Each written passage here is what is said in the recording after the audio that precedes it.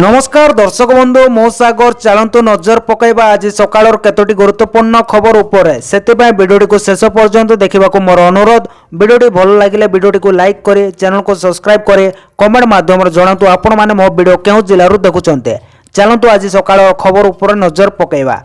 प्रथम खबर देखंतु आसिला बड़ खबर अमूल पर मदर डायरी भी बढ़ेला क्षीर दाम। सारा देशर साधारण लोकंक ऊपर मुद्रास्फीतिर प्रभाव पुणी थर तीव्र होइছে। दिल्ली एनसीआर समेत अनेक शहर लोकंक एबे क्षीर किणवा पई अधिक टंका खर्च करबाको पड़िबो। प्रमुख दूध कंपनी गुड़िक मूल्य वृद्धि करबाको निष्पत्ति नैचंती। अमूल पर मदर डायरी मध्य एबे क्षीर दर वृद्धि करबाको निष्पत्ति नैछि। उभय कंपनी विभिन्न क्षीर वर्गर प्रति लिटर पिछा 2 टंका पर्यंत मूल्य वृद्धि करिसंती बोली खबर मिलिछि। परवर्ती खबर देखंतु आसिला बड़ खुशी खबर देशव्यापी तैल संकट भितर ओडिशा आसिबे मोदी नेबे बड़ निष्पत्ति। नेता मंत्री को देबे गुरुमंत्र। ओडिशा रे बीजेपी सरकार 2 वर्ष पूर्ति अवसर रे राज्य राजनीति रे बड़ हलचल देखा मिली। एही अवसर रे आयोजित भव्य कार्यक्रम रे जोग देबा पई प्रधानमंत्री नरेंद्र मोदी ओडिशा आसुतबा नै राज्य सह मंत्री सुरेश पूजारी सूचना दैचंती बोली खबर मिली। परवर्ती खबर देखंतु आसिला बड़ खबर आईन श्रृंखलार समीक्षा कले मुख्यमंत्री अधिकारी को देले कड़ा निर्देश। मुख्यमंत्री मोहन चरण माझी गुरुवार राज्यर आईन श्रृंखला व्यवस्था उपर समीक्षा करछन्ते। मुख्यमंत्री संगठित अपराध को संपूर्ण भाव नियंत्रण करने को अधिकारी को कड़ा निर्देश दैछन्ते। अपराधी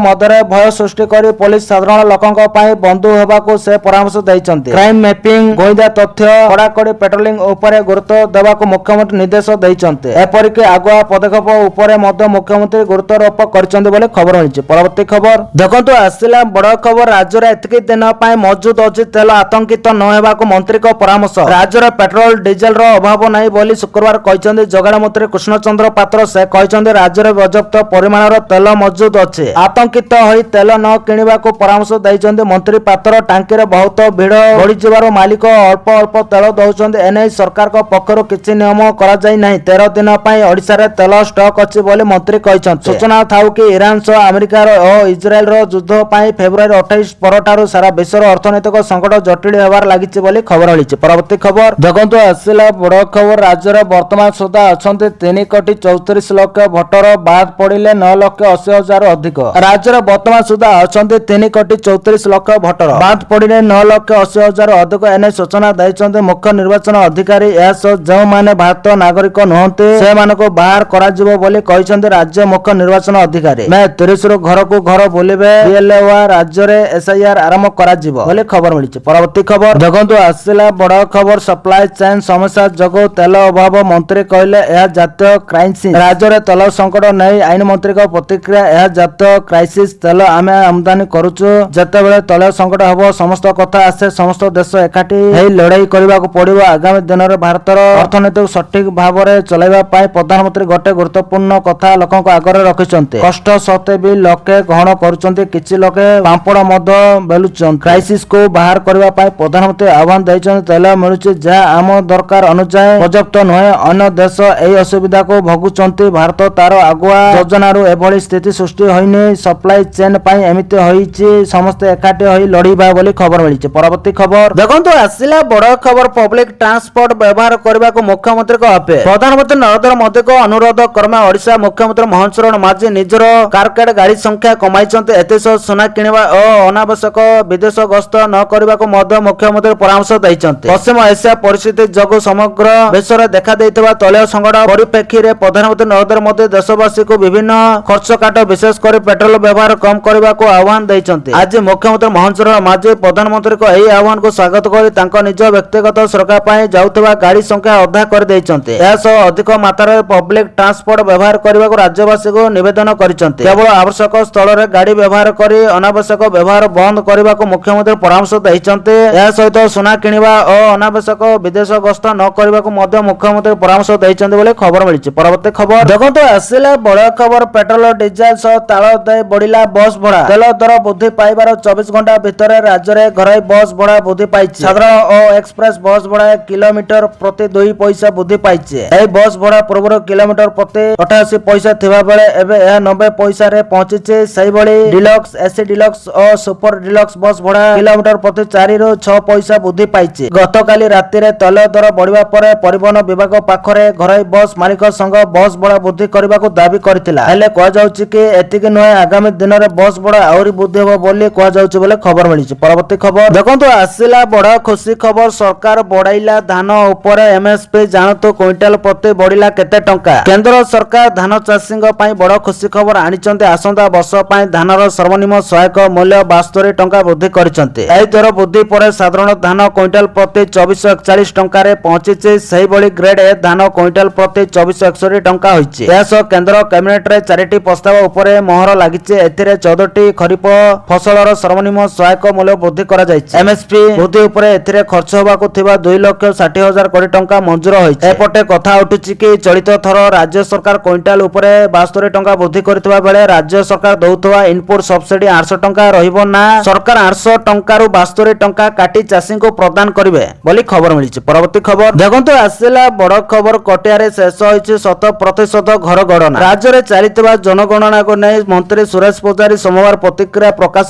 କରିଛନ୍ତି। ଓଡ଼ିଶାରେ 90%ରୁ ଅଧିକ ଘର ଗଣନା କାମ ଶେଷ ହୋଇଥିବା କହିଛନ୍ତି। କୋରାପୁଟରେ 90%, କଟିଆରେ 100% ଘର ଗଣନା ଶେଷ ହୋଇଛି। ଆନ୍ଧ୍ର ବହୁ ପଛରେ ରହିଛି। କେବଳ ହଟ ଚମଟ ପାଇଁ ପ୍ରୟାସ କରାଯାଉଛି। ଗଜପତି ଏବଂ ବାଲେଶ୍ୱର ସୀମାନ୍ତବର୍ତ୍ତୀ ଜିଲ୍ଲାରେ ମଧ୍ୟ ଘର ଗଣନା ଶେଷ ହୋଇଛି। ଦେଶରେ ଜନଗଣନା ସଫଳତା କରିବାରେ ଓଡ଼ିଶା 1 ନମ୍ବର ହେବ ବୋଲି ମନ୍ତ୍ରୀ ପୂଜାରୀ ଗଣମାଧ୍ୟମ ଆଗରେ ପ୍ରକାଶ କରିଛନ୍ତି ବୋଲି ଖବର ମିଳିଛି। ପରବର୍ତ୍ତୀ ଖବର ଦେଖନ୍ତୁ, ଆସିଲା ବଡ଼ ଖବର। ବ୍ୟକ୍ତି ଜାରି ସବୁ ରାଜ୍ୟ କେନ୍ଦ୍ର ଶାସିତ ଅଞ୍ଚଳରେ ଭିଭିଜି ରାମଜି ଆକ୍ଟ 2025 ଲାଗୁ। ଗ୍ରାମ୍ୟ ଉନ୍ନୟନ ମନ୍ତ୍ରଣାଳୟ ସୋମବାର ଭିଭିଜି ରାମଜି ଆକ୍ଟ 2025 ଲାଗୁ ହେବା ନେଇ ବିଧିବଦ୍ଧ ବ୍ୟକ୍ତି ଜାରି କରିଛି। ଜୁଲାଇ 1 2026ରୁ ଭିଭିଜି ରାମଜି ଆକ୍ଟ ଲାଗୁ ହେବା ନେଇ ବ୍ୟକ୍ତିରେ ଉଲ୍ଲେଖ ରହିଛି। ଏହା ସବୁ ରାଜ୍ୟ ଏବଂ କେନ୍ଦ୍ର ଶାସିତ ଅଞ୍ଚଳରେ ଲାଗୁ ହେବା ନେଇ ବ୍ୟକ୍ତିରେ ଅବଗତ କରାଯାଇଛି ବୋଲି ଖବର ମିଳିଛି। ପରବର୍ତ୍ତୀ ଖବର ଦେଖନ୍ତୁ, ଆସିଲା ବଡ଼ ଖବର। ଗୋଟିଏ ଅଫିସରେ 3 ବର୍ଷରୁ ଅଧିକ ରହିଲେ ବଦଳି। ରାଜସ୍ୱ କର୍ମଚାରୀଙ୍କ ବଦଳି ପ୍ରକ୍ରିୟା ଓ ରୋଟେସନ ଶୀଘ୍ର ସାରିବାକୁ ସରକାର ନିର୍ଦ୍ଦେଶ ଦେଇଛନ୍ତି। 3 ବର୍ଷର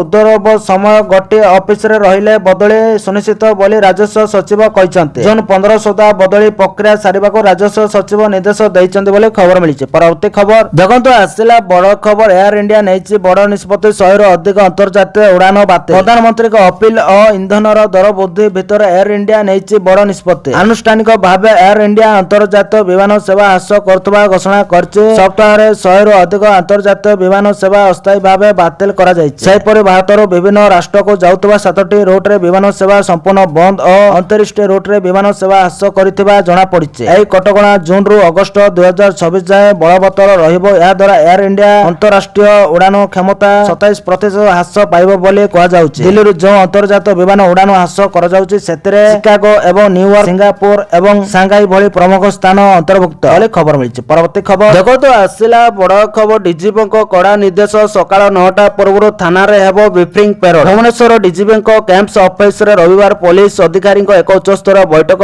ହୋଇଥିଲା। ବୈଠକ ପରେ ଡିଜିପି ଯୋଗେଶ ବାହାଦୁର ଖୁରାନିଆ ଏକ କଡ଼ା ନିର୍ଦ୍ଦେଶ ଦେଇଛନ୍ତି। ରାଜ୍ୟର ସବୁ ଥାନାରେ ସକାଳ 9ଟା ପୂର୍ବରୁ ପ୍ରତିଦିନ ବ୍ରିଫିଂ ପେରୋଡ୍ କରିବାକୁ ସେ ନିର୍ଦ୍ଦେଶ ଦେଇଛନ୍ତି। ଜନସାଧାରଣଙ୍କ ସହ ଆସ୍ଥା ଓ ସମନ୍ୱୟ ମଜବୁତ କରିବାକୁ ଡିଜିପି ଅଧିକାରୀଙ୍କୁ କହିଛନ୍ତି। ଏପରିକି ଇଆରବି ରେ କାର୍ଯ୍ୟରତ ସମସ୍ତ କର୍ମଚାରୀଙ୍କୁ ବୃତ୍ତିଗତ ଓ ବ୍ୟବହାରିକ ତାଲିମ ଦେବାକୁ ଡିଜିପି ଅଧିକାରୀଙ୍କୁ କହିଛନ୍ତି ବୋଲି ଖବର ମିଳିଛି। ପରବର୍ତ୍ତୀ ଖବର ଦେଖନ୍ତୁ, ଆସିଲା ବଡ଼ ଖବର। ପେଟ୍ରୋଲ ଡିଜେଲ ବଞ୍ଚାଇବାକୁ ମୋଦିଙ୍କ ମାଷ୍ଟର ପ୍ଲାନ। ବିଶ୍ୱବ୍ୟାପୀ ଦେଖାଦେଇଥିବା ଶକ୍ତି ସଙ୍କଟ ଏବଂ ତୈଳ ଦର ବୃଦ୍ଧି ମଧ୍ୟରେ ପ୍ରଧାନମନ୍ତ୍ରୀ ନରେନ୍ଦ୍ର ମୋଦି ଦେଶବାସୀଙ୍କୁ ଏକ ଗୁରୁତ୍ୱପୂର୍ଣ୍ଣ ସନ୍ଦେଶ ଦେଇଛନ୍ତି। ପେଟ୍ରୋଲ ଏବଂ ଡିଜେଲର ବ୍ୟବହାରକୁ ସୀମିତ କରିବା ପାଇଁ ସେ ପୁଣି ଥରେ କରୋନା କାଳର ୱାର୍କ ଫ୍ରମ୍ ହୋମ୍ ମଡେଲକୁ ପ୍ରାଥମିକତା ଦେବାକୁ ଆହ୍ୱାନ କରିଛନ୍ତି। ଯେଉଁ ସଂସ୍ଥା ବା କମ୍ପାନୀ ଗୁଡ଼ିକରେ ସମ୍ଭବ ସେଠାରେ କର୍ମଚାରୀଙ୍କୁ ଘରୁ କାମ କରିବାକୁ ସୁଯୋଗ ଦେବା ପାଇଁ ପ୍ରଧାନମନ୍ତ୍ରୀ ପରାମର୍ଶ ଦେଇଛନ୍ତି। ପ୍ରଧାନମନ୍ତ୍ରୀଙ୍କ ଅନୁଯାୟୀ ବର୍ତ୍ତମାନର ବିଶ୍ୱ ପରିସ୍ଥିତିରେ ଇନ୍ଧନ ବଞ୍ଚାଇବା କେବଳ ପରିବେଶ ସୁରକ୍ଷା ନୁହେଁ, ବରଂ ଦେଶର ଆର୍ଥିକ ମଜବୁତି ପାଇଁ ଅତ୍ୟନ୍ତ ଜରୁରୀ। ତୈଳ ଆମଦାନୀ ପାଇଁ ଦେଶକୁ ବିପୁଳ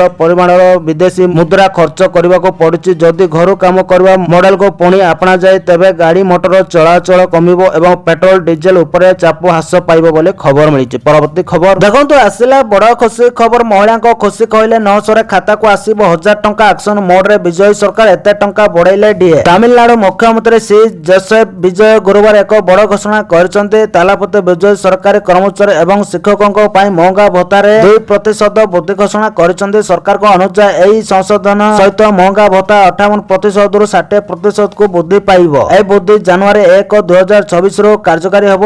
ଏଥିସହ ସାରା ରାଜ୍ୟରେ ମହିଳାମାନଙ୍କ ବ୍ୟାଙ୍କ ଆକାଉଣ୍ଟରେ 1000 ଟଙ୍କା ମଧ୍ୟ ଶୀଘ୍ର ଜମା ହେବ। ମହଙ୍ଗା ଭତ୍ତା ବୃଦ୍ଧି ଯୋଗୁଁ राज्य सरकार 1230 कोटी अतिरिक्त वार्षिक खर्च हम। एक प्रेस विज्ञप्ति कहुଯାଇଛି सरकार आवश्यक अतिरिक्त पांठि आवंटन करेंगे जहाद्वारा सरकारी अधिकारी शिक्षक पेंशनभोगी एवं परिवार पेंशनभोगी कल्याण प्रतिबद्धता प्रदर्शन करिबो बोली खबर मिली। परवर्ती खबर देखंतु आसिला बड़ खबर हरमुज प्रणाली निकटरे भारत जहाज उपर आक्रमण एपरि कार्य को बरदास्त। ओमान उपकूल एक भारत जहाज उपर आक्रमण होइछि याको ने भारत तीव्र क्रोध प्रकाश करिछि। ए घटना को अज्ञेय बोली दर्शाई वैदेशिक मंत्रालय कहिछि जे अंतर्जातीय सामुद्रिक वाणिज्य एवं साधारण नाविक मानक टार्गेट करबा कोनोसी परिस्थिति रे क्षमा करा जाई परिबो नाही। ए आक्रमण एपरि एक समय होइछि जेतेबेले हरमुज प्रणाली एवं आखपाख अंतर्जातीय सामुद्रिक क्षेत्र उत्तेजना निरंतर भाव वृद्धि पाउछि। जदि अमेरिका एवं ईरान मध्य वर्तमान युद्ध विरोध कार्यकारी होई पारे दुई राष्ट्र मध्य एक चुक्तिनामा संपर्क परिस्थिति अत्यंत उत्तेजनापूर्ण रही बोली खबर मिली। परवर्ती खबर देखंतु आसिला बड़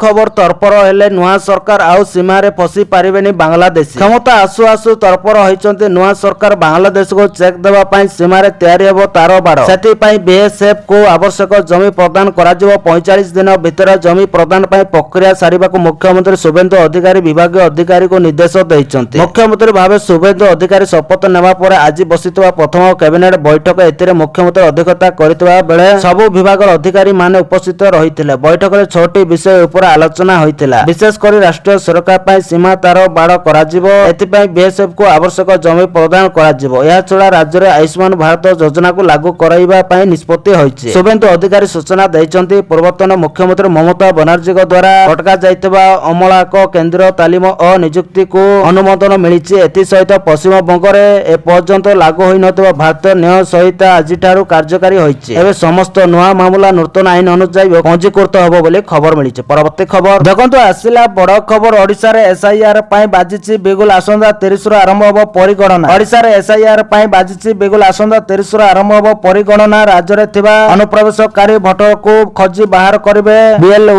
6 सेप्टेम्बर रे चूड़ांत तालिका प्रकाश पाइबा पर स्पष्ट होबो राज्य रे अछंती केते भूत और नकली भोटर। देशर विभिन्न राजनैतिक दल एसआईआर प्रक्रिया को विरोध करथबारो एहाको स्वच्छतार सह करबा मुख्य निर्वाचन अधिकारी को पाई बड़ चैलेंज। आसंदा 30 तारिख रु ओडिसा रे आरंभ होबो स्वतंत्र संगठन संशोधन बा एसआईआर। घर को घर बुली बीएलओ खोजिबे के अवैध के भूत भोटर और के अनुप्रवेशकारी निर्वाचन कमिशन को निर्देश पर एहार प्रक्रिया आरंभ करिसंदे राज्य मुख्य निर्वाचन अधिकारी। प्रेसमिट करी एसआईआर बाबदरे टिकिनिकी सूचना रखिसंदे बोले खबर मिली। परवर्ती खबर देखंतु आसिला बड़ खुशी खबर तेल संकट मदर चाषी पई आसिला खुशी खबर। सारा देश रे पेट्रोल एवं डीजल रो मूल्य वृद्धि पाइছে। सारा देश रे पेट्रोल एवं डीजल रो मूल्य वृद्धि पाइছে जहा निश्चित भाव रे चाषी मान को चिंतित करूचे किंतु सेमानक पई एक भल खबर अछि। प्याज मूल्य रे देशव्यापी ह्रास मदर चाषी मान को यथेष्ट आश्वस्ति मिलिছে। केंद्र सरकार आज प्याज रो सरकारी क्रय आरंभ करबा को निष्पत्ति नैचंती। गत किछि सप्ताह धरि अनेक राज्य रे प्याज मूल्य क्रमागत भाव रे ह्रास पाउছে जहा चाषी चिंता को वृद्धि करूছে। अनेक बाजार रे चाषी माने सेमानकर खर्च भरणा करबा कष्टकर होतला। एपरि परिस्थिति रे एई सरकारी क्रय योजना चाषी पई आशा सृष्टि करिছে। एई वर्ष सरकार 2 लाख टन प्याज क्रय करिवार लक्ष्य रखिसंती बोली खबर मिलिছে। परवर्ती खबर देखंतु आसिला बड़ खबर अमेरिका ऊपर बड़ परमाणु आक्रमण करिवो ईरान। संभाव्य परमाणु आक्रमण संपर्क रे कड़ा शब्द रे चेतावनी देई ईरान 90% जाय सुदता स्तर पर्यंत यूरेनियम समृद्ध करबा को निजर उद्देश्य प्रकाश करिছে। ईरान संसदर मुखपात्र इब्राहिम रेजाई मंगलवार दिन कहते जे जदि ईरान ऊपर पुणी आक्रमण हुए तेबे यह 90% शुद्धता स्तर पर्यंत यूरेनियम समृद्ध करिपारिबो। एही स्तर रे एपरि यूरेनियम परमाणु अस्त्र व्यवहार पई उपयुक्त होबो से सोशल मीडिया प्लेटफॉर्म एक्स माध्यम रे चेतावनी दैचंते बोली खबर मिलिছে। परवर्ती खबर देखंतु आसिला बड़ खुशी खबर तेल संकट मध्य रे रूस रो आसिला बड़ खुशी खबर। ईरान एवं अमेरिका मध्य रे चलितबा युद्ध पई हरमुज प्रणाली संभाव्य बंद जोगु सृष्टि होइतबा विश्व इंधन संकट मध्य रे रूस रो एक भल खबर आसीছে। विशेष कर रूस प्रतिश्रुति दैछि जे से भारतर शक्ति जोगाण को बाधाप्राप्त होबाको देबो नाही। रूस वैदेशिक मंत्री सर्गे लाव्रोव कहछन्ति जे रूस निश्चित करिवो जे भारतर शक्ति विभाग संपूर्ण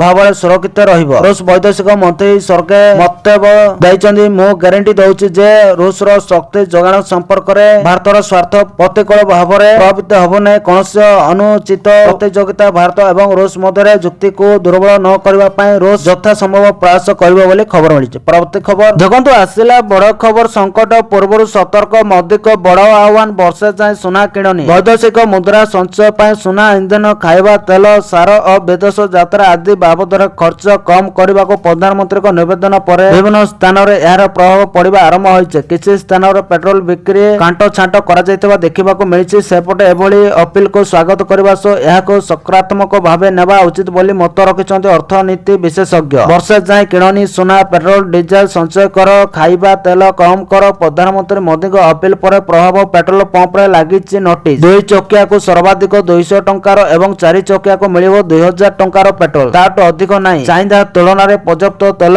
ଆସୁନଥିବାରୁ ଏଭଳି ନିଷ୍ପତ୍ତି ନିଆଯାଇଥିବା କହିଛନ୍ତି ପେଟ୍ରୋଲ ପମ୍ପ କର୍ମଚାରୀ ବୋଲି ଖବର ମିଳିଛି। ପରବର୍ତ୍ତୀ ଖବର ଦେଖନ୍ତୁ, ଆସିଲା ବଡ଼ ଖବର। ଆକ୍ସନ ମୋଡରେ ଶୁଭେନ୍ଦୁ, 3 ପୋଲିସ ଅଧିକାରୀ ସସ୍ପେଣ୍ଡ। ଆରଜି କର ମେଡିକାଲ କଲେଜ ଦୁଷ୍କର୍ମ ଓ ହତ୍ୟା ମାମଲାରେ ପଶ୍ଚିମବଙ୍ଗ ସରକାର ଏକ ବଡ଼ କାର୍ଯ୍ୟାନୁଷ୍ଠାନ ଗ୍ରହଣ କରିଛନ୍ତି। ଏହି ମାମଲାର ପ୍ରାଥମିକ ତଦନ୍ତ ସମୟରେ କଥିତ ଅବହେଳା ଅଭିଯୋଗରେ 3 ଜଣ ବରିଷ୍ଠ ଆଇପିଏସ୍ ଅଧିକାରୀଙ୍କୁ ନିଲମ୍ବିତ କରାଯାଇଛି। ମୁଖ୍ୟମନ୍ତ୍ରୀ ଶୁଭେନ୍ଦୁ ଅଧିକାରୀ ରାଜ୍ୟ ସଚିବାଳୟରେ ଏହି ନିଷ୍ପତ୍ତି ଘୋଷଣା କରି କହିଛନ୍ତି ଯେ କୋଲକାତାର ପୂର୍ବତନ ପୋଲିସ କମିଶନର ବିନୀତ ଗୋୟଲ, ପୂର୍ବତନ ଡେପୁଟି କମିଶନର ଇନ୍ଦିରା ମୁଖାର୍ଜୀ ଏବଂ ଅଭିଷେକ ଗୁପ୍ତାଙ୍କ ବିରୋଧରେ ଆରମ୍ଭ ହୋଇଥିବା ବିଭାଗୀୟ ତଦନ୍ତକୁ ଦୃଷ୍ଟିରେ ରଖି ସେମାନଙ୍କୁ ନିଲମ୍ବନ କରିବାକୁ ନିର୍ଦ୍ଦେଶ ଦିଆଯାଇଛି ବୋଲି ଖବର ମିଳିଛି। ପରବର୍ତ୍ତୀ ଖବର ଦେଖନ୍ତୁ, ଆସିଲା ବଡ଼ ଖବର। ଏଲପିଜି ନେଇ ବଡ଼ ଘୋଷଣା, ଏମାନଙ୍କୁ ମିଳିବନି ସବସିଡି। କେନ୍ଦ୍ର ସରକାର ଏଲପିଜି ସବସିଡି ନିୟନ୍ତ୍ରଣ ନିୟମକୁ କଡ଼ାକଡ଼ି କରିଛନ୍ତି। ବର୍ତ୍ତମାନ ଗ୍ରାହକ କିମ୍ବା ସେମାନଙ୍କ ପରିବାର ସଦସ୍ୟଙ୍କ ଆୟ ପ୍ରତିବର୍ଷ 10 ଲକ୍ଷରୁ ଅଧିକ ରହିଛି। ସେହି ପରିସ୍ଥିତିରେ ସବସିଡି ବନ୍ଦ କରିବା ନେଇ ନିଷ୍ପତ୍ତି ନିଆଯାଇଛି। ଏନେଇ ଅନେକଙ୍କୁ ମେସେଜ ମଧ୍ୟ ଯାଇଥିବା ଜଣାପଡ଼ିଛି। ଅନେକ ଗ୍ରାହକଙ୍କ ଦ୍ୱାରା ପ୍ରାପ୍ତ ଏକ ବାର୍ତ୍ତା ସ୍ପଷ୍ଟ ଭାବରେ ଦର୍ଶାଉଛି ଯେ ଉପଲବ୍ଧ ଆୟକର ରେକର୍ଡ ଅନୁଯାୟୀ ଗ୍ରାହକ କିମ୍ବା ସେମାନଙ୍କ ସହିତ ଜଡ଼ିତ ପରିବାର ସଦସ୍ୟଙ୍କ ଆୟ 10 ଲକ୍ଷରୁ ଅଧିକ ରହିଥିବା ଜଣାପଡ଼ିଛି। ତୈଳ କମ୍ପାନୀ ଗୁଡ଼ିକ ବର୍ତ୍ତମାନ ସିଧାସଳଖ ଆୟକର ବିଭାଗର ତଥ୍ୟ ବ୍ୟବହାର କରୁଛନ୍ତି, ଯାହାଦ୍ୱାରା କେଉଁ ଗ୍ରାହକ ସବସିଡି ପାଇଁ ଯୋଗ୍ୟ ଏବଂ କେଉଁମାନେ ଯୋଗ୍ୟ ନୁହନ୍ତି ତାହା ଚିହ୍ନଟ କରାଯାଉଛି ବୋଲି ଖବର ମିଳିଛି। ପରବର୍ତ୍ତୀ ଖବର ଦେଖନ୍ତୁ, ଆସିଲା ବଡ଼ ଖବର। ଲୁଚି ଛପି ଇରାନକୁ ସାହାଯ୍ୟ କରୁଛି ଧୋକେବାଜ ପାକିସ୍ତାନ। ଆମେରିକା ଏବଂ ଇରାନ ମଧ୍ୟରେ ଯୁଦ୍ଧ ବିରତି ଚାଲିଥିବା ବେଳେ ଏକ ଚକିତ କଲା ଭଳି ଆମେରିକା ରିପୋର୍ଟ ସାମ୍ନାକୁ ଆସିଛି। ଏହି ରିପୋର୍ଟ ଅନୁଯାୟୀ ପାକିସ୍ତାନ ଗୋଟିଏ ପଟେ ମଧ୍ୟସ୍ଥତା କରୁଥିବା ବେଳେ ଅନ୍ୟପଟେ ଆମେରିକାର ସମ୍ଭାବ୍ୟ ଆକ୍ରମଣରୁ ବର୍ତ୍ତିବା ପାଇଁ ଇରାନର ସାମରିକ ବିମାନ ଗୁଡ଼ିକ ନିଜ ଏୟାରବେସରେ ଲୁଚାଇ ରଖିଛି। ଏହି ଘଟଣାକୁ ନେଇ ହଟମଟ ସୃଷ୍ଟି ହେବା ପରେ ପାକିସ୍ତାନ ବିଦେଶ ମନ୍ତ୍ରଣାଳୟ ଏନେ ନିଜର ସଫାଇ ରଖିଛି ବୋଲି ଖବର ମିଳିଛି। ପରବର୍ତ୍ତୀ ଖବର ଦେଖନ୍ତୁ, ଆସିଲା ବଡ଼ ଖବର। ଆଖି ଉଠାଇ ଦେଖିବାକୁ ଚେଷ୍ଟା କଲେ ଯାହା ଏଯାଏଁ ହୋଇନି, ପାକିସ୍ତାନକୁ ଭାରତର କଡ଼ା ଚେତାବନୀ। ପ୍ରତିରକ୍ଷା ମନ୍ତ୍ରୀ ରାଜନାଥ ସିଂ ପାକିସ୍ତାନକୁ କଡ଼ା ଭାଷାରେ ଚେତାବନୀ ଦେଇ କହିଛନ୍ତି ଯେ ଯଦି ପାକିସ୍ତାନ ପୁଣି ଥରେ ଭାରତ ଉପରକୁ ଆଖି ଉଠାଇ ଚାହିଁବାର ସାହସ କରେ, ତେବେ ଯାହା ଆଜି ପର୍ଯ୍ୟନ୍ତ ହୋଇନାହିଁ ତାହା ଏବେ ହେବ। ଜୟପୁରରେ ଏକ ଜନସଭାକୁ ସମ୍ବୋଧିତ କରି ସେ କହିଛନ୍ତି ଯେ ପ୍ରଧାନମନ୍ତ୍ରୀ ନରେନ୍ଦ୍ର ମୋଦିଙ୍କ ନେତୃତ୍ୱରେ ଭାରତ ସରକାର ବିଶ୍ୱକୁ ସ୍ପଷ୍ଟ ସନ୍ଦେଶ ଦେଇଛନ୍ତି ଯେ ଆମେ ଆତଙ୍କବାଦୀକୁ କୌଣସି ପରିସ୍ଥିତିରେ ବରଦାସ୍ତ କରିବୁ ନାହିଁ। ଭାରତୀୟ ସେନା ଦ୍ୱାରା ପରିଚାଳିତ ଅପରେସନ ସିନ୍ଦୁର ସମ୍ପର୍କରେ ସୂଚନା ଦେଇ ରାଜନାଥ ସିଂ କହିଛନ୍ତି ଯେ ଏହି ଅଭିଯାନ ସୀମାନ୍ତରେ ଏକ ନୂଆ ଇତିହାସ ସୃଷ୍ଟି କରିଛି। ଭାରତ ଆଜି ଆଉ ଦୁର୍ବଳ ହୋଇ ରହିନାହିଁ, ବରଂ ଶତ୍ରୁକୁ ତାରି ଭାଷାରେ ଜବାବ ଦେବାକୁ ସମ୍ପୂର୍ଣ୍ଣ ପ୍ରସ୍ତୁତ। ସେ କହିଛନ୍ତି ଆମେ କାହାକୁ ଆଗୁଆ ହଇରାଣ କରୁନାହିଁ, କିନ୍ତୁ ଯଦି କେହି ଆମକୁ ହଇରାଣ କରେ ତେବେ ଆମେ ତାଙ୍କୁ ଛାଡ଼ିବୁନି ବୋଲି ଖବର ମିଳିଛି। ପରବର୍ତ୍ତୀ ଖବର ଦେଖନ୍ତୁ, ଆସିଲା ବଡ଼ ଖବର। ମୋଦିଙ୍କ ଅପିଲକୁ ରାହୁଲଙ୍କ ସମାଲୋଚନା। ଏକ୍ସରେ ଲେଖିଲେ ଏମିତି କଥା। ପଶ୍ଚିମ ଏସିଆ ଓ ଗଲ୍ଫ ଦେଶ ଗୁଡ଼ିକରେ ଲଗାତାର ପରିସ୍ଥିତି ବିଗିଡ଼ିବାରେ ଲାଗିଛି, ଯାହାକୁ ନେଇ ରବିବାର ଚିନ୍ତା ବ୍ୟକ୍ତ କରିଥିଲେ ପ୍ରଧାନମନ୍ତ୍ରୀ ନରେନ୍ଦ୍ର ମୋଦି। ତେଲ, ଗ୍ୟାସ, ସୁନା ସମେତ ବିଭିନ୍ନ ସାମଗ୍ରୀ କିଣିବା ଉପରେ ସଂଯମତା ରଖିବାକୁ ଦେଶର ସାଧାରଣ ଜନତାକୁ ଆପିଲ କରିଥିଲେ ମୋଦି, ଯାହାକୁ ନେଇ ତୀବ୍ର ସମାଲୋଚନା କରିଛନ୍ତି କଂଗ୍ରେସ ନେତା ରାହୁଲ ଗାନ୍ଧୀ। ସୋସିଆଲ ମିଡିଆ ଏକ୍ସରେ ରାହୁଲ ଲେଖିଛନ୍ତି, ପ୍ରଧାନମନ୍ତ୍ରୀ ମୋଦି ଜନତାକୁ ତ୍ୟାଗ ମାଗିଛନ୍ତି। ସୁନା କିଣନ୍ତୁ ନାହିଁ, ବିଦେଶ ଯାଆନ୍ତୁ ନାହିଁ, ପେଟ୍ରୋଲ କମ୍ ଖର୍ଚ୍ଚ କରନ୍ତୁ, ଖାଦ୍ୟ ଓ ଖାଇବା ତେଲ କମ୍ ବ୍ୟବହାର କରନ୍ତୁ, ମେଟ୍ରୋରେ ଯିବା ଆସିବା କରନ୍ତୁ, ଘରେ କାମ କରନ୍ତୁ ବୋଲି ମୋଦି କହିଛନ୍ତି। ମୋଦିଙ୍କର ଏହା ଉପଦେଶ ନୁହେଁ, ବିଫଳତାର ପ୍ରମାଣ ବୋଲି ରାହୁଲ ଏକ୍ସରେ କହିଛନ୍ତି ବୋଲି ଖବର ମିଳିଛି। ପରବର୍ତ୍ତୀ ଖବର ଦେଖନ୍ତୁ, ଆସିଲା ବଡ଼ ଖବର। ଧର୍ମେନ୍ଦ୍ର ପ୍ରଧାନଙ୍କ ବଡ଼ ଘୋଷଣା। ଆସନ୍ତା ବର୍ଷରୁ ଅନଲାଇନରେ ହେବ ନିଟ୍ ପରୀକ୍ଷା। ନିଟ୍ ପରୀକ୍ଷା ପ୍ରଶ୍ନପତ୍ର ଲିକ୍ ପରେ ଆସନ୍ତା 21 ତାରିଖରେ ଆଉ ଥରେ ପରୀକ୍ଷା ହେବ ବୋଲି ସୂଚନା ମିଳିଛି। ଆସନ୍ତା 21 ଜୁନ 2024 ଦିନ ସାରା ଦେଶରେ ଏକକାଳୀନ ନିଟ୍ ୟୁଜି ପୁଣ୍ୟ ପରୀକ୍ଷା ଆୟୋଜନ କରାଯିବ। ପରୀକ୍ଷା କେନ୍ଦ୍ର ଗୁଡ଼ିକରେ କଡ଼ା ସୁରକ୍ଷା ବ୍ୟବସ୍ଥା ଗ୍ରହଣ କରିବାକୁ କେନ୍ଦ୍ର ସରକାର ନିର୍ଦ୍ଦେଶ ଦେଇଛନ୍ତି। ତେବେ ଏହା ପରେ କେନ୍ଦ୍ର ଶିକ୍ଷା ମନ୍ତ୍ରୀ ଧର୍ମେନ୍ଦ୍ର ପ୍ରଧାନଙ୍କ ବଡ଼ ଘୋଷଣା କରିଛନ୍ତି। ପ୍ରେସ୍ କନଫରେନ୍ସରେ ଶିକ୍ଷାମନ୍ତ୍ରୀ କହିଛନ୍ତି ଯେ ଆଉ ଆଗକୁ ଏଭଳି ଭୁଲ ହେବନି। ଆସନ୍ତା ବର୍ଷ ଠାରୁ ନିଟ୍ ପରୀକ୍ଷା ଅନଲାଇନରେ ହେବ। ଏଣିକି ପ୍ରଶ୍ନପତ୍ର ଲିକ୍ରେ ପୂର୍ଣ୍ଣଚ୍ଛେଦ ପଡ଼ିବ। ଆଗକୁ ଛାତ୍ରଛାତ୍ରୀ ମାନଙ୍କ ଏଭଳି ସମସ୍ୟା ଯେପରି ନ ଭୋଗିବା ହେବ ତା ଉପରେ ସରକାରଙ୍କ ନଜର ରହିଛି। ଶିକ୍ଷାମନ୍ତ୍ରୀ ଧର୍ମେନ୍ଦ୍ର ପ୍ରଧାନ ଶୁକ୍ରବାର ନିଟ୍ ପେପର ଲିକ୍ ସମ୍ପର୍କରେ ଏକ ସାମ୍ବାଦିକ ସମ୍ମିଳନୀ କରିଥିଲେ। ସେ କହିଥିଲେ ଯେ ସରକାରଙ୍କ ପ୍ରାଥମିକତା ହେଉଛି ଛାତ୍ରଛାତ୍ରୀଙ୍କ କଲ୍ୟାଣ। କିଛି ଲୋକ ସୋସିଆଲ ମିଡିଆରେ ଭ୍ରମ ସୃଷ୍ଟି କରୁଛନ୍ତି। ସାମ୍ବାଦିକ ସମ୍ମିଳନୀ ସମୟରେ ପ୍ରଧାନମନ୍ତ୍ରୀ ଆସନ୍ତା ବର୍ଷରୁ ଆରମ୍ଭ ହେଉଥିବା ନିଟ୍ ପରୀକ୍ଷାରେ ବଡ଼ ପରିବର୍ତ୍ତନ ଘୋଷଣା କରିଥିଲେ। ସେ କହିଥିଲେ ଯେ ଆସନ୍ତା ବର୍ଷରୁ ନିଟ୍ ପରୀକ୍ଷା OMR ସିଟ୍ ବଦଳରେ ବଦଳରେ କମ୍ପ୍ୟୁଟର ଆଧାରିତ ହେବ ବୋଲି ଖବର ମିଳିଛି। ପରବର୍ତ୍ତୀ ଖବର ଦେଖନ୍ତୁ ଆସିଲା ବଡ଼ ଖବର ଈଶାନକୁ 1 କୋଟି ଟଙ୍କାର ଚେକ୍ ଦେଲେ ମୁଖ୍ୟମନ୍ତ୍ରୀ। ବିସ୍ଫୋରକ ବ୍ୟାଟ୍ସମ୍ୟାନ ଈଶାନ କିଶାନ ଶୁକ୍ରବାର ବିହାର ମୁଖ୍ୟମନ୍ତ୍ରୀ ସମ୍ରାଟ ଚୌଧୁରୀଙ୍କୁ ଭେଟିଛନ୍ତି। ଏହି ସମୟରେ ସମ୍ରାଟ ଚୌଧୁରୀ ପାଟନାର ବାସିନ୍ଦା ଈଶାନ କିଶାନଙ୍କୁ 1 କୋଟି ଟଙ୍କାର ଚେକ୍ ଦେଇ ସମ୍ମାନିତ କରିଛନ୍ତି। ବିହାରର ମୁଖ୍ୟ ସଚିବ ପ୍ରତ୍ୟୟ ଅମୃତ ମଧ୍ୟ ଏହି ଅବସରରେ ଉପସ୍ଥିତ ଥିଲେ। ଆଇସିସି ଟି20 ବିଶ୍ୱକପ 2026ରେ ଟିମ୍ ଇଣ୍ଡିଆର ବିଜୟରେ ଈଶାନ କିଶାନ ଗୁରୁତ୍ୱପୂର୍ଣ୍ଣ ଭୂମିକା ଗ୍ରହଣ କରିଥିଲେ, ଯାହା ପାଇଁ ମୁଖ୍ୟମନ୍ତ୍ରୀ ତାଙ୍କୁ 1 କୋଟି ଟଙ୍କାର ଚେକ୍ ପ୍ରଦାନ କରିଥିଲେ ଏବଂ ତାଙ୍କ ଭବିଷ୍ୟତ ପ୍ରୟାସ ପାଇଁ ଶୁଭକାମନା ଜଣାଇଥିଲେ। ଏହି ଅବସରରେ ଈଶାନ କିଶାନଙ୍କ ମା ସୁଚିତ୍ରା ସିଂ ଏବଂ ପରିବାରର ଅନ୍ୟ ସଦସ୍ୟମାନେ ମଧ୍ୟ ଉପସ୍ଥିତ ଥିଲେ ବୋଲି ଖବର ମିଳିଛି। ପରବର୍ତ୍ତୀ ଖବର ଦେଖନ୍ତୁ ଆସିଲା ବଡ଼ ଖୁସି ଖବର। ରାଜ୍ୟ ସରକାରଙ୍କ ବଡ଼ ଘୋଷଣା 2 କିମ୍ବା 3 ସନ୍ତାନ ଜନ୍ମ ପାଇଁ ମିଳିବ 25,000 ଟଙ୍କା। ଗୁରୁବାର ଦିନ ଆନ୍ଧ୍ରପ୍ରଦେଶ ମୁଖ୍ୟମନ୍ତ୍ରୀ ଏନ୍ ଚନ୍ଦ୍ରବାବୁ ନାଇଡୁ ରାଜ୍ୟ ବିଧାନସଭାରେ ଏକ ନୂତନ ଜନସଂଖ୍ୟା ପରିଚାଳନା ନୀତି ଘୋଷଣା କରିଛନ୍ତି, ଯେଉଁଥିରେ ସନ୍ତାନ ଜନ୍ମକୁ ପ୍ରୋତ୍ସାହିତ କରିବା ପାଇଁ ଆର୍ଥିକ ପ୍ରୋତ୍ସାହନ ପ୍ରସ୍ତାବ ଦିଆଯାଇଛି। ଏହି ଯୋଜନା ଅନୁଯାୟୀ ତୃତୀୟ କିମ୍ବା ତୃତୀୟ ସନ୍ତାନ ଥିବା ପରିବାର ଗୁଡ଼ିକୁ ପ୍ରସବ ସମୟରେ 25,000 ଟଙ୍କା ମିଳିବ। ମୁଖ୍ୟମନ୍ତ୍ରୀ କହିଥିଲେ ଯେ ବର୍ତ୍ତମାନ ପ୍ରାୟ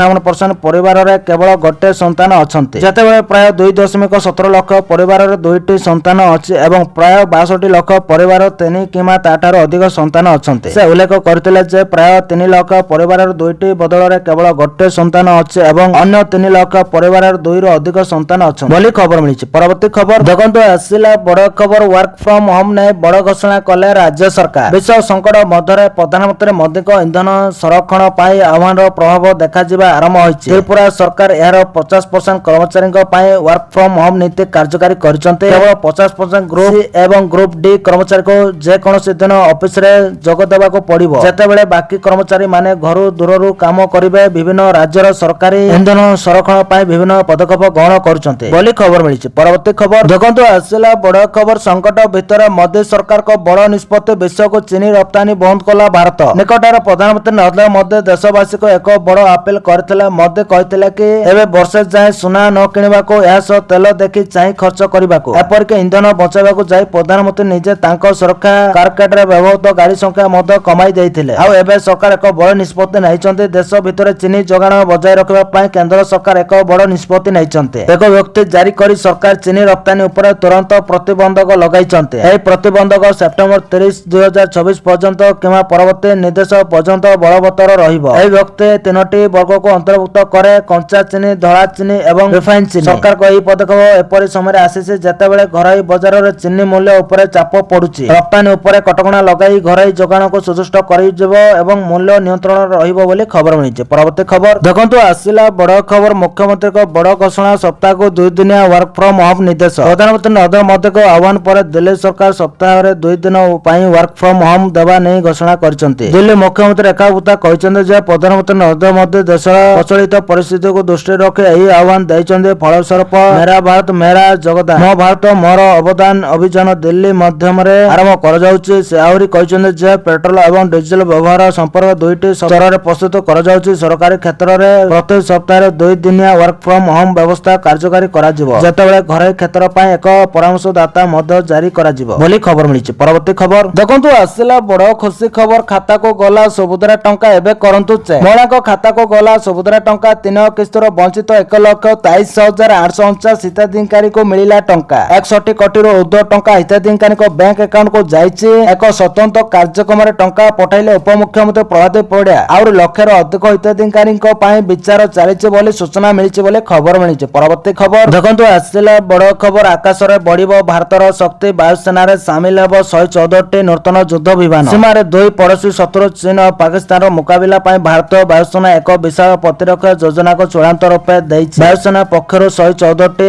ମଲ୍ଟି ରୋଲ୍ ଫାଇଟର ଏୟାରକ୍ରାଫ୍ଟ କିଣିବା ପାଇଁ ବାରମ୍ପିକ ଟେଣ୍ଡର ଦଳି ପ୍ରସ୍ତୁତ କରାଯାଇଛି। ପ୍ରାୟ 3.3 ଲକ୍ଷ କୋଟି ଟଙ୍କାର ଏହି ମେଗା ଚୁକ୍ତି ଭାରତର କ୍ଷମତାକୁ ବହୁଗୁଣିତ କରିବା। ବର୍ତ୍ତମାନ ବାୟୁସେନା ପାଖରେ ଯୁଦ୍ଧ ବିମାନ ସ୍କ୍ୱାଡ୍ରନ ଘର ଅଭାବ ରହିଥିବା ବେଳେ 2ଟି ସମ୍ମୁଖ ଯୁଦ୍ଧ ପାଇଁ ଆବଶ୍ୟକ 42ଟି ସ୍କ୍ୱାଡ୍ରନ ଲକ୍ଷ୍ୟ ପୂରଣ କରିବାରେ ଏହି ପ୍ରକଳ୍ପ ସହାୟକ ହେବ ବୋଲି ଖବର ମିଳିଛି। ପରବର୍ତ୍ତୀ ଖବର ଦେଖନ୍ତୁ ଆସିଲା ବଡ଼ ଖବର। ଏଲପିଜି ଉପରେ ଆଶ୍ୱସ୍ତିକର ଖବର। ହରମୁଜ ପାର ରହି ଭାରତ ଆସୁଛି 2ଟି ଜାହାଜ। ପଶ୍ଚିମ ଏସିଆରେ ଜାରି ରହିଥିବା ତିକ୍ତତା ଏବଂ ଏହା ଯୋଗୁଁ ଦେଶରେ ପେଟ୍ରୋଲ ଡିଜେଲ ଓ ସିଏନଜି ଦର ବର୍ଦ୍ଧିତ ଦର ମଧ୍ୟରେ ଏକ ଆଶ୍ୱସ୍ତିକର ଖବର ସାମ୍ନାକୁ ଆସୁଛି। ବିଗତ 24 ଘଣ୍ଟା ମଧ୍ୟରେ ହରମୁଜ ପ୍ରଣାଳୀକୁ ସୁରକ୍ଷିତ ଭାବେ ପାର କରି ଦୁଇଟି ଜାହାଜ ଭାରତ ଆସୁଛନ୍ତି। ଏହି ଦୁଇଟି ବଡ଼ ଜାହାଜରେ ସମୁଦାୟ 67,392 ମେଟ୍ରିକ ଟନ ରସୋଇ ଗ୍ୟାସ ଭରପୁର ହୋଇ ରହିଛି ବୋଲି ଖବର ମିଳିଛି। ପରବର୍ତ୍ତୀ ଖବର ଦେଖନ୍ତୁ, ଆସିଲା ବଡ଼ ଖବର। ସାକ୍ଷରତା ହାରରେ ଓଡ଼ିଶା ପଛୁଆ ରାଜ୍ୟ, ଶିକ୍ଷା ବ୍ୟବସ୍ଥା ସଜାଡ଼ିବାକୁ ଉଠିଲା ଦାବି। ଫେଲ ମାରିଛି ଶିକ୍ଷା ବ୍ୟବସ୍ଥା, ସାକ୍ଷରତା ହାରରେ ପଛୁଆ ହୋଇଯାଇଛି ଓଡ଼ିଶା। 7ଟି ରାଜ୍ୟ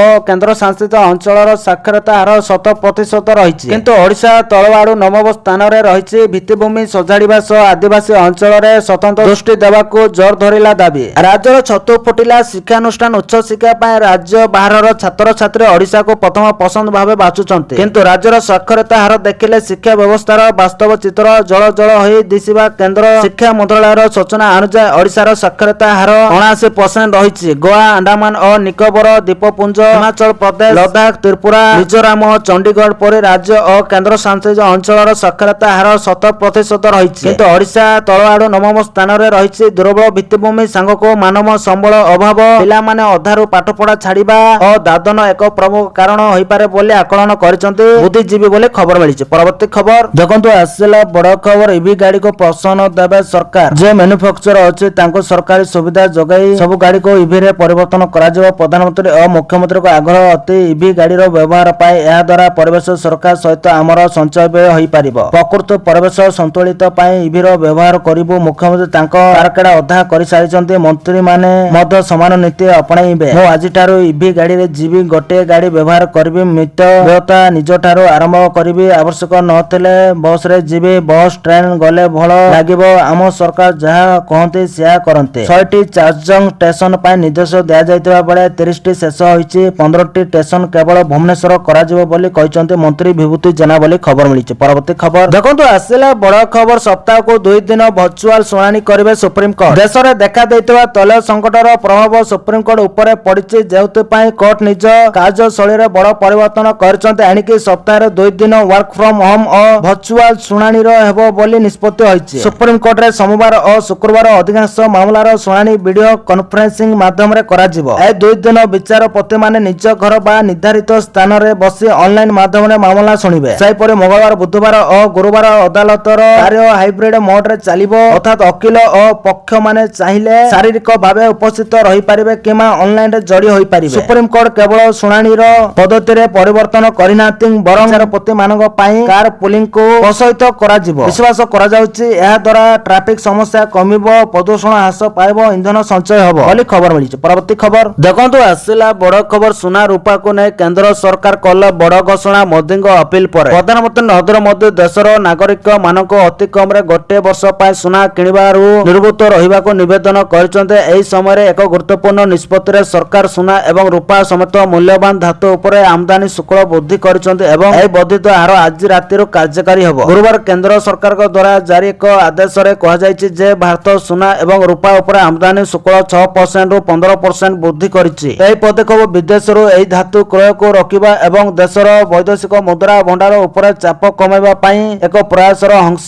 ଆମଦାନୀ ଶୁଳ୍କ ବୃଦ୍ଧି କରିବା ପାଇଁ ସରକାରଙ୍କ ନିଷ୍ପତ୍ତି ବିଶ୍ୱର ଦ୍ୱିତୀୟ ସର୍ବବୃହତ ଗ୍ରାହକ ବଜାରର ମୂଲ୍ୟବାନ ଧାତୁ ପାଇଁ ଚାହିଦାକୁ କମ୍ କରିପାରେ। ତଥାପି ଏହି ପଦକ୍ଷେପ ଭାରତର ବାଣିଜ୍ୟ ନିଅଣ୍ଟକୁ ହ୍ରାସ କରିବାରେ ସାହାଯ୍ୟ କରିପାରେ ଏବଂ ଟଙ୍କାକୁ ସମର୍ଥନ ଯୋଗାଇପାରେ। ବର୍ତ୍ତମାନ ଭାରତ ମୁଦ୍ରା ଟଙ୍କା ଏସିଆର ସବୁଠାରୁ ଖରାପ ପ୍ରଦର୍ଶନ କରୁଥିବା ମୁଦ୍ରା ମଧ୍ୟରୁ ଗୋଟିଏ ବୋଲି ଖବର ମିଳିଛି। ପରବର୍ତ୍ତୀ ଖବର ଦେଖନ୍ତୁ, ଆସିଲା ବଡ଼ ଖବର। ଶେଷ ହେବ ରୁଷ ୟୁକ୍ରେନ ଯୁଦ୍ଧ। ଭ୍ଲାଦିମିର ପୁତିନଙ୍କ ବଡ଼ ଦାବି। ୟୁକ୍ରେନ ସହିତ ଚାଲିଥିବା ଯୁଦ୍ଧକୁ ନେଇ ରୁଷ ରାଷ୍ଟ୍ରପତି ଭ୍ଲାଦିମିର ପୁତିନ ଏକ ଗୁରୁତ୍ୱପୂର୍ଣ୍ଣ ଏବଂ ସକାରାତ୍ମକ ଦାବି କରିଛନ୍ତି। ବିଜୟ ଦିବସ ପରେଡ ପରେ ଗଣମାଧ୍ୟମକୁ ପ୍ରତିକ୍ରିୟା ଦେଇ ପୁତିନ କହିଛନ୍ତି ଯେ ୟୁକ୍ରେନ ସହିତ ଜାରି ରହିଥିବା ଯୁଦ୍ଧ ଏବେ ଶେଷ ହେବାକୁ ଯାଉଛି। ତେବେ ଏହି ଆଲୋଚନା ସମୟରେ ସେ ପୁଣି ଥରେ ପଶ୍ଚିମା ରାଷ୍ଟ୍ରଗୁଡ଼ିକ, ବିଶେଷ କରି ୟୁରୋପୀୟ ଦେଶ ଏବଂ ଆମେରିକା ବିରୁଦ୍ଧରେ ତୀବ୍ର ଅଭିଯୋଗ ଆଣିଛନ୍ତି। ସେ ପୁନର୍ବାର ଆମେରିକା ଏବଂ ୟୁରୋପୀୟ ଦେଶଗୁଡ଼ିକ ଉପରେ ଯୁଦ୍ଧକୁ ଉସ୍କାଇବାର ଗୁରୁତର ଅଭିଯୋଗ ଆଣିଛନ୍ତି ବୋଲି ଖବର ମିଳିଛି। ପରବର୍ତ୍ତୀ ଖବର ଦେଖନ୍ତୁ, ଆସିଲା ବଡ଼ ଖବର। ଦେଶବ୍ୟାପୀ ଲିଟର ପିଛା 3 ଟଙ୍କା ଲେଖାଏଁ ବଢିଲା ପେଟ୍ରୋଲ ଓ ଡିଜେଲ ଦର। ପଶ୍ଚିମ ଏସିଆ ବିବାଦ ପରେ ବିଶ୍ୱରେ ଅଶୋଧିତ ତେଲ